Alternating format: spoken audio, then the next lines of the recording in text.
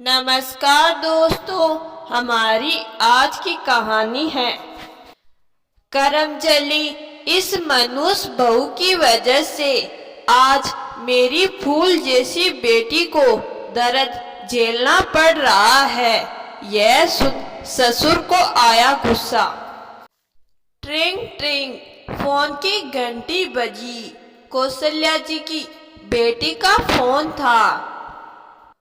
कौशल्या जी के नातिन हुई है कि खुशखबरी आई थी। गुप्ता जी ने कौशल्या जी को बड़े प्यार से नानी बनने की बधाई दी, मगर ये क्या, कौशल्या जी तो फपक कर रोने लगी। मेरी बेटी माँ बन गई है, मैं उसे देखने भी नहीं जा पा रही हूँ और उसे यहाँ ला भी नहीं पाई। मेरे भाग कितने फूटे हैं, मैं अपनी नातिन को गोद खिला भी नहीं पा रही हूँ। बोलो, 9 महीने की थकी मेरी बेटी पर क्या गुजर रही होगी। वो और जोर जोर से रोने लगी। अरे बाबा, तुम ऐसे क्यों बोल रही हो?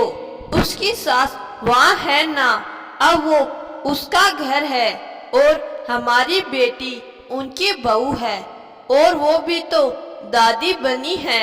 वो बहुत अच्छे से ख्याल रख रही होगी नव्या का।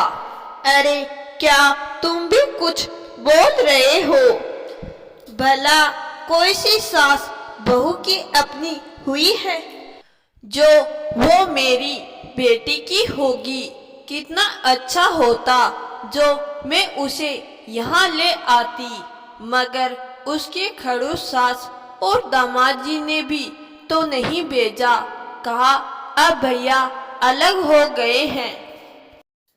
नव्या को आप दो बूढ़े लोग कैसे संभालेंगे? जानते हो, मेरी बेटी को ये सब हमारी करमजली बहू के कारण ही झेलना पड़ रहा है। मेरी फूल सी बच्ची, अगर रवि अलग ना होता तो आज मेरी नातिन मेरे हाथों में होती। उस करमजली औरत ने मेरा बेटा छीन लिया है, मेरा घर तोड़ दिया है। न जाने किस मनुष्य घड़ी में मैंने उसे मेरे घर की बहू बनाया था। तभी गुप्ता जी ने कौशल्या जी को रोकते हुए कहा, अभी तो तुम नानी बनी हो। भाग्यवान क्यों इतनी दुखी होती हो? आज कितनी खुशी का दिन है, और कौशल्या रानी, जो हम बोते हैं वही हमें काटना भी पड़ता है। तुमने बहू का स्वागत भी दोयम दर्जे के साथ किया था। इस घर में ना जाने कितनी बार बहू को नीचा दिखाने की कोशिश करती थी। तुम याद करो कौशल्या जी, जब हमारी पोती हुई तो तुमने भी तो बहू को बहुत सताया था और उसकी माँ को आने भी नहीं दिया था। डिलीवरी के 10 दिन बाद ही बहू को घर के सारे काम में लगा दिया था। तो ईश्वर ने तुम्हारी बेटी के लिए भी रास्ते खुद ही बंद कर दिए। सुनो कौशल्या जी, इतना समझ लो, आज विलाप से कुछ न होगा। जो तुमने अपनी बहू के साथ किया है वो एन केन प्रकारेण तुम्हारी बेटी के साथ खुद ही हो रहा है। तुम वक्त को रोक न सकोगी कौशल्या। भगवान के लिए चुप हो जाओ। अपनी बेटी के लिए ऐसा बोलते शर्म नहीं आती तुम्हें? कैसे बाप हो तुम? कौशल्या जी ने गुप्ता जी को रोकते हुए बोला।